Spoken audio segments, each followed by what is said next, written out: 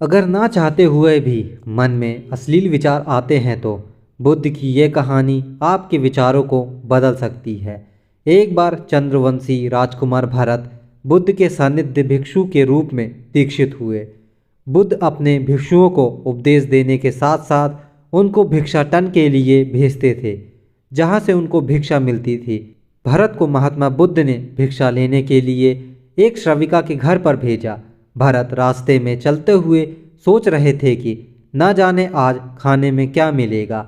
हमेशा महल में खाने के लिए अनगिनत स्वादिष्ट भोजन मिलते हैं, लेकिन आज जो भी मिलेगा उसी में काम चलाना पड़ेगा। भरत ने श्रविका के घर पर जाकर भिक्षा के लिए याचना की। श्रविका ने भरत को बैठने के लिए कहा। श्रविका जब अंदर गई थी तो भरत पुनः अपने प्रिय भोजन के बारे में सोच रहे थे। जब श्रविका भोजन लेकर आई तो भरत अचंभित रह गया। भरत अपने प्रिय भोजन को देखकर खुश हो गए। भरत भिक्षा ग्रहण करने लगे। भिक्षा ग्रहण करते हुए भरत सोचने लगे कि उनको हमेशा खाना खाने के बाद कुछ विश्राम करने की आदत है, लेकिन आज उन्हें यहाँ से खाना ग्रहण करने के बाद धूप से होकर वापस आश्रम पहुँचना है। भोजन हो जाने पर श्रविका ने भरत को कुछ समय विश्राम करने के लिए आग्रह किया। भरत पुनः खुश हो गए। सारी इच्छाओं की पूर्ति होते देख भरत इनको एक संयोग मानकर कुछ देर के लिए लेट गए। लेटते हुए भरत सोचने लगे कि आज तो सोने को मिल गया, लेकिन मेरे सर पर हमेशा के लिए छत का साया तो मिट गया है। जब भरत सोकर पुनः उठे तो श्राविका ने कहा कि आपको जब तक यहाँ पर रहना है आप यहाँ पर ठहर सकते हैं। अब भरत समझ गया कि ये कोई संयोग नहीं, श्राविका जरूर मेरा मन पढ़ रही है। भरत खड़े हुए। भरत ने श्राविका से पूछा, मुझे माफ़ कीजिए, पर क्या आप मेरा मन पढ़ सकती हैं? आप ये सब कैसे कर लेती हैं? श्राविका ने कहा, शुरू शुरू में मेरे लिए ये कठिन था, लेकिन मैंने खुद के विचारों को देखना शुरू किया। शुरू में मेरे विचारों की संख्या अनगिनत थी, पर मैंने अपना पूरा ध्यान उन विचारों पर केंद्रित किया। मैंने बिना पक्ष विपक्ष के अपने विचारों को देखना जारी रखा। धीरे धीरे मेरे विचारों की संख्या कम होती गई। मेरे सारे व्यर्थ विचार दूर होते गए।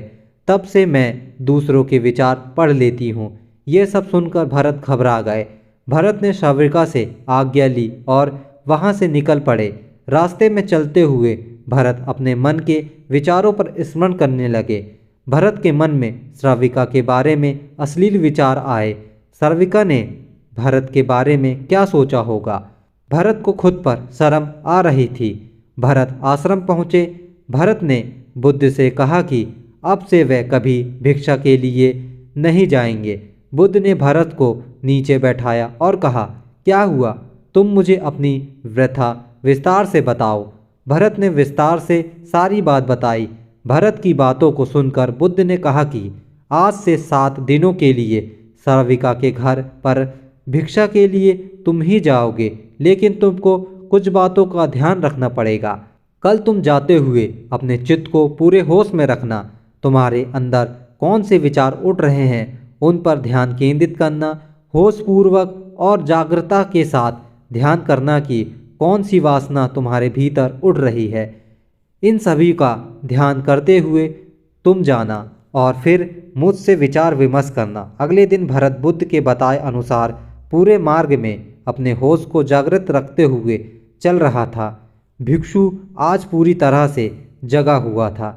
जैसे जैसे श्राविका का घर नज़दीक आ रहा था, भरत की घबराहट बढ़ रही थी। भरत ने अपनी घबराहट को एक तरफ करते हुए बुद्ध के विचारों पर ध्यान केंद्रित किया।